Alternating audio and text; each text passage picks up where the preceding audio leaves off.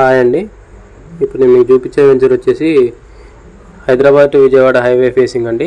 ఇది లొకేషన్ ఎక్కడంటే కోదాడ దగ్గరలో అండి. కోదాడ దాటిన తర్వాత మనకి టువర్డ్స్ హైదరాబాద్ వెళ్తుంటే ఆకుపాముల విలేజ్ ఉంటుంది కదండి. సో అక్కడ విలేజ్ ఆనుకొని ఉంటుంది.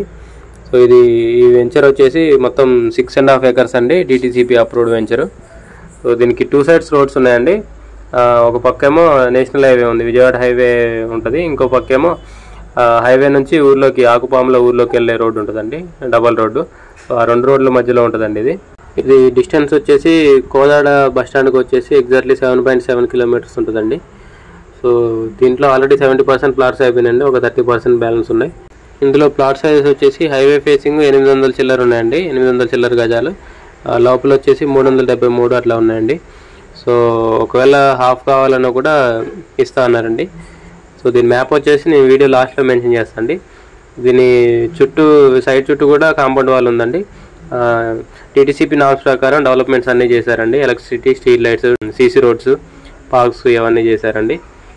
సో దీని రేట్ వచ్చేసి హైవే ఫేసింగ్ ఏమో 13,500 అండి, కమర్షియల్ బిట్స్.